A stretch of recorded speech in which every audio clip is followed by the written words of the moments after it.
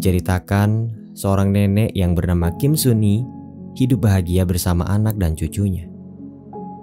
Suatu ketika, dia mendapat sebuah panggilan yang mengharuskan dirinya kembali ke Korea. Kenangan di masa lalu perlahan mulai menghampiri dirinya. Setibanya di bandara Korea, cucunya yang ada di sana sudah menunggu. Anju, itulah namanya. Suni diantar cucunya pergi ke tempat di mana ia pernah tinggal sewaktu remaja.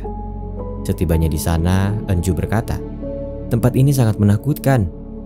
Kim Suni mengakui bahwa tempat itu memang mengerikan. Namun, kengerian itu adalah awal dari kenangan indah di masa lalunya.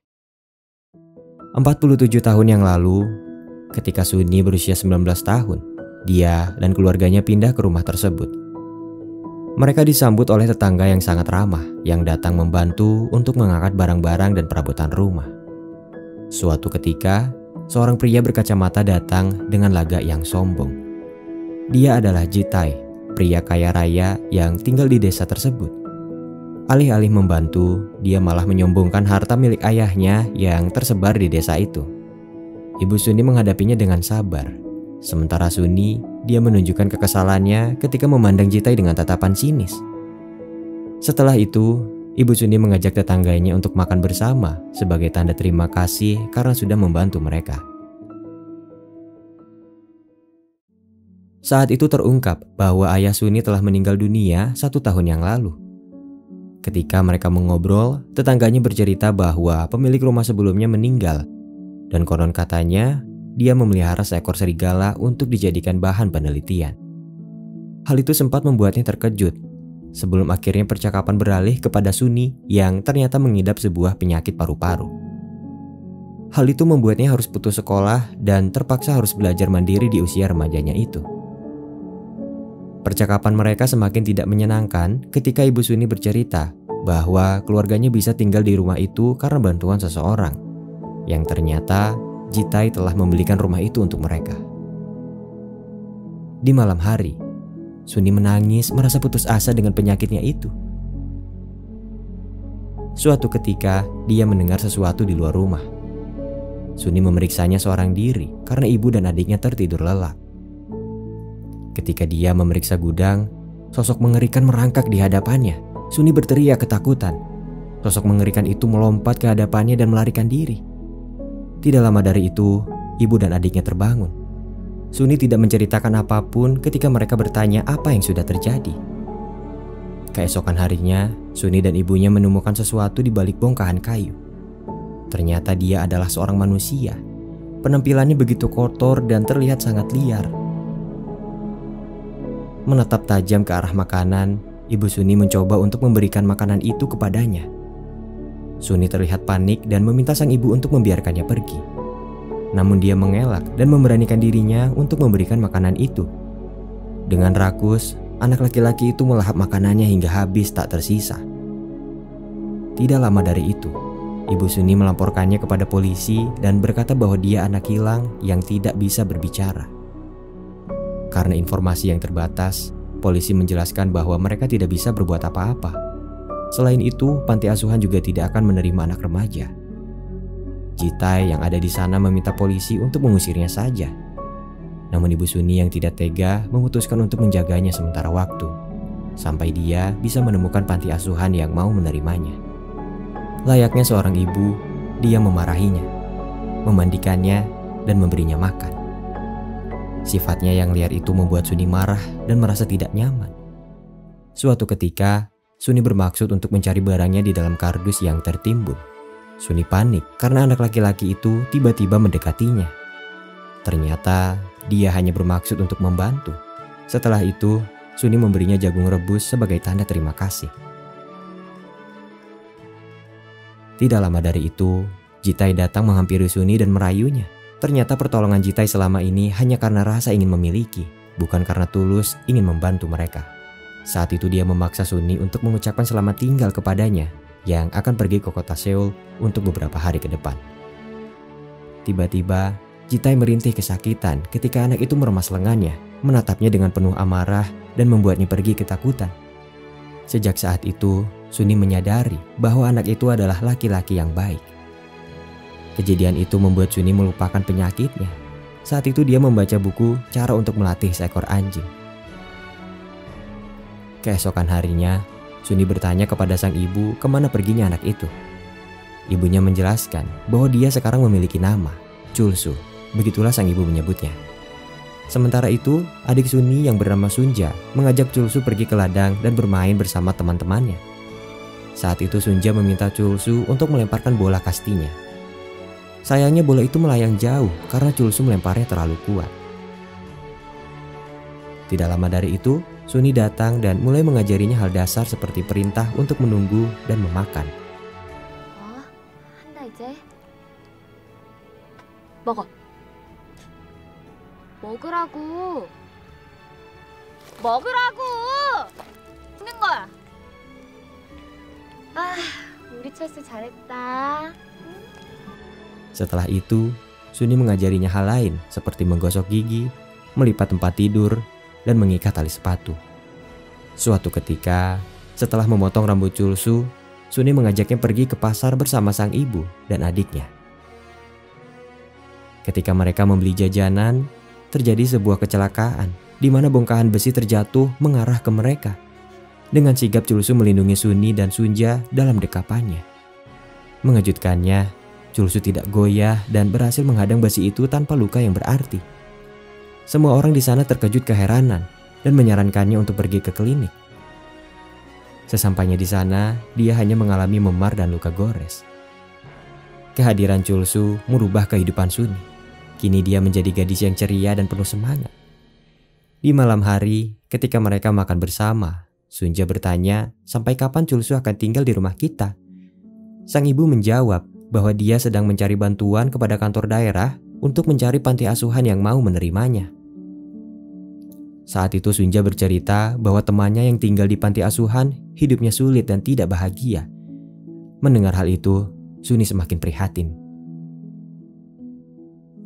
Tidak lama dari itu, Chulsu pergi keluar untuk mencari bola kasti yang dia lempar sebelumnya. Di saat yang sama, Jitai mengendarai mobil bersama seorang wanita dan mabuk. Karena lengah, mereka menabrak pagar peternakan. Hal itu membuat para kambing pergi melarikan diri. Sementara itu, Chulsu yang melihat kejadian tersebut mengais seekor kambing yang mati terlindas. Jita yang tahu bahwa Chulsu tidak bisa bicara, pergi meninggalkan tempat itu dan mengabaikan tanggung jawabnya. Pemilik kambing yang memeriksa kejadian itu bingung dengan situasi tersebut. Keesokan harinya, ketika Suni mengajari Chulsu menulis, pandangannya teralih pada sebuah gitar. Kemudian Suni memainkan gitar tersebut dan menyanyikan lagu buatannya sendiri. Chulsu yang kagum mendekati Suni dan mengusap rambutnya. Tidak lama dari itu, ada sebuah panggilan dari kantor desa yang memberi kabar bahwasanya mereka sudah menemukan tempat tinggal untuk Chulsu. Dengan cepat, Suni menolak tawaran itu dan menutup teleponnya. Di malam harinya, Jita yang mabuk datang ke rumah Suni dan mengajaknya untuk pergi ke suatu tempat. Jita yang terus memaksa Suni membuat Chulsu marah dan menatapnya dari kejauhan. Ternyata, Jitai sudah menyiapkan orang suruhan untuk mengeroyok Chulsu saat itu. Ketika Suni menggigit tangan Jitai, dia marah dan mendorongnya hingga terjatuh. Hal itu semakin membuat Chulsu marah dan tubuhnya berubah menjadi sosok serigala. Semua pengganggu dengan mudahnya dia singkirkan. Ketika Jitai dicekik, Suni memintanya untuk berhenti dan tubuhnya kembali menjadi sosok manusia seutuhnya. Setelah kejadian itu, Jitai melaporkannya kepada polisi.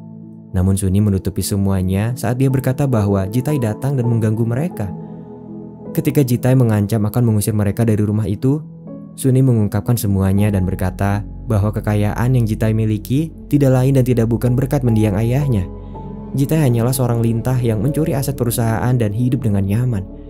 Mendengar hal itu, dia mengamuk dan merusak barang-barang yang ada di sana, termasuk gitar milik Suni. Karena keributan itu, Jitai dan Chulsu dibawa ke kantor polisi. Namun karena tidak ada bukti yang bisa menjelaskan, ditambah tindak kerusuhan yang diperbuat Jitai, polisi meminta mereka untuk berdamai dan melupakan masalah ini. Setelah kejadian itu, Jitai sebagai pemilik rumah menuntut agar Chulsu dikurung di dalam gudang. Jitai menegaskan bahwa Suni adalah miliknya dan harus menikah dengannya. Tidak lama dari itu, Jitai melihat barang-barang dari pemilik rumah sebelumnya. Jitai yang penasaran membuka kotak dan membaca sebuah surat. Nampaknya itu bukanlah surat biasa. Tidak lama dari itu, Jitai menemui pengirim surat tersebut yang bernama Profesor Kang Tae-sik dan memintanya untuk melakukan sesuatu. Sementara itu, Suni mengambil kesempatan untuk bertemu dengan Chulsu ketika ibu dan adiknya tidak ada di rumah. Saat itu Chulsu memperlihatkan gambar sebuah gitar dan tangan, mengisyaratkan Suni untuk memainkan lagi gitarnya.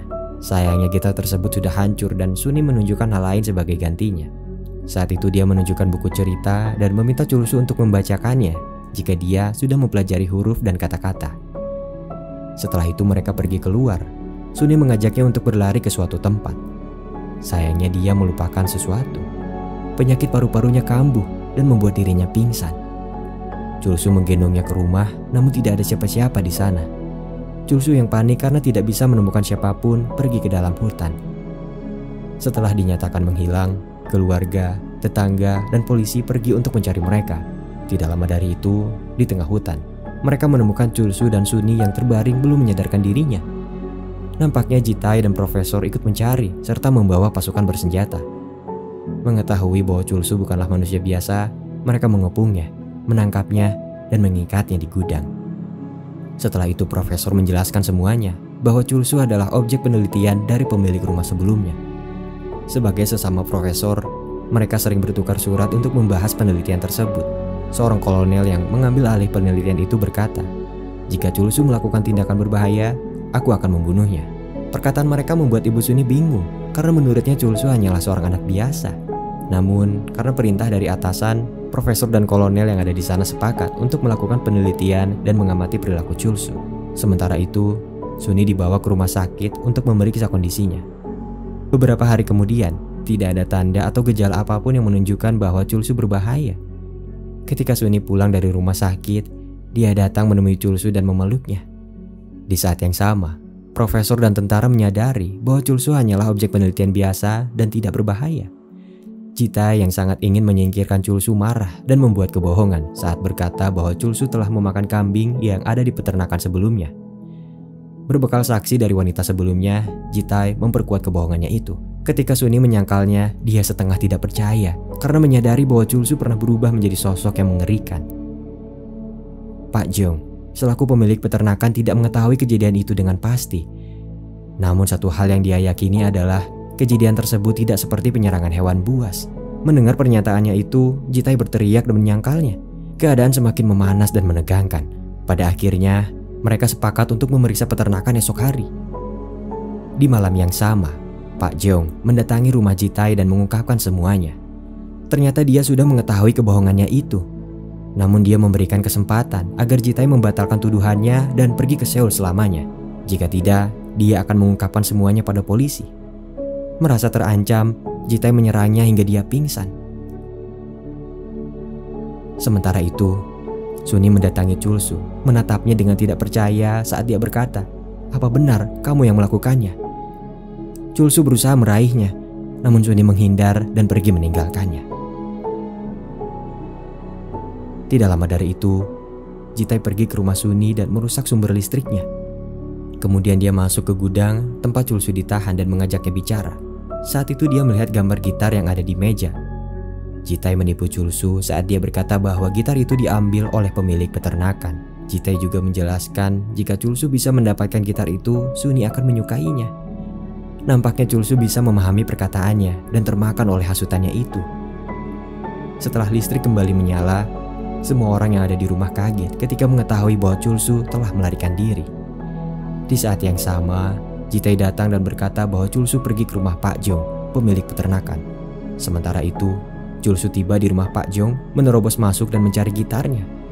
Chulsu berusaha menunjukkan gambar gitarnya, tapi orang-orang di sana tidak mengerti apa maksud dan keinginannya itu. Tanpa dia sadari, istri dan anak Pak Jong terluka karenanya. Kejadian itu membuat semua orang yang melihat menjadi salah paham.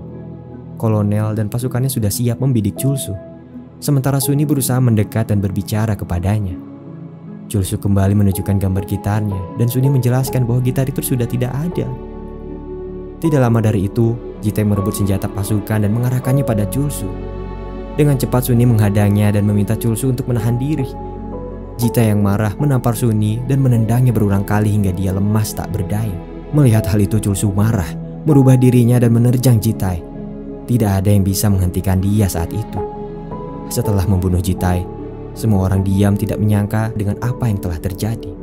Menyadari perbuatannya itu, Chulsu membawa Suni pergi ke tengah hutan. Kolonel memerintahkan pasukannya untuk mengejar dan menembak Chulsu apapun yang terjadi. Sementara itu, Chulsu membawa Suni ke suatu tempat. Ketika melihat luka di kaki Chulsu, Suni berusaha menutupinya dan berkata, "Sekalipun kau adalah monster, itu tidak masalah bagiku." Setelah itu Suni pingsan. Chulsu membungkusnya dengan daun agar dia tetap hangat, kemudian tidur di sampingnya. Keesokan harinya, menyadari bahwa kolonel akan datang, Suni meminta Chulsu untuk pergi dan menyembunyikan dirinya. Chulsu yang terus mengikutinya membuat Suni menangis. Dia terpaksa harus memarahinya, menepis tangannya dan menampar pipinya. Ketika Chulsu menatapnya, untuk pertama kalinya dia berkata, "Jangan pergi." Hati Suni hancur seketika. Namun dia harus tetap pergi karena itu adalah jalan terbaik untuk menyelamatkannya. Setelah Suni ditemukan, kolonel bertanya kemana perginya Chulsu.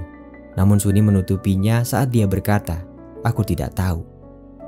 Saat itu profesor membujuk kolonel untuk menghentikan ekspedisi tersebut karena jika terus dilanjutkan, publik akan mengetahuinya. Kolonel mengerti dan akhirnya dia meninggalkan misi tersebut. Tidak lama dari itu, Suni dan keluarganya pindah. Tepat sebelum dia pergi, Suni pergi ke gudang dan meninggalkan surat untuk Chulsu. Sembari menahan tangis, dia pergi dan meninggalkan rumah itu bersama keluarganya. Di masa sekarang, ketika perusahaan Jitai bangkrut, rumah itu sempat dimiliki Ibu Suni. Dan setelah dia meninggal, rumah tersebut diwariskan kepadanya. Saat itu dia memutuskan untuk bermalam di rumah tersebut. Ketika Enju tertidur, Suni terbangun dan terus mengenang masa lalunya itu. Tidak lama kemudian, Suni menemukan sebuah permen di sela-sela kursi. Seketika dia teringat dengan Chulsu yang suka menyembunyikan makanan di tempat itu. Ketika dia mendengar sesuatu, Suni pergi keluar dan menuju ke arah gudang. Dia melihat pintunya telah terbuka. Ketika dia memasukinya, gudang tersebut penuh dengan tanaman. Suni terus melaju ke ruangan yang ada di dalamnya. Dan ketika dia membuka pintu itu, ternyata Chulsu ada di dalam dan menunggunya selama ini. Dia masih menyimpan surat Suni dan memperbaiki gitarnya yang hancur. Suni memeluknya dengan erat dan meminta maaf kepadanya. Chulsu hanya tersenyum dan berkata bahwa dia sangat merindukannya. Setelah itu, dia menepati janjinya untuk membacakan buku cerita yang sempat diberikan Suni kepadanya dahulu. Tersenyum bahagia, Suni tertidur setelah mendengarkan cerita darinya. Keesokan harinya, ketika Suni terbangun, Chulsu sudah pergi meninggalkannya. Film pun berakhir ketika Suni pergi dan Chulsu melihatnya dari kejauhan.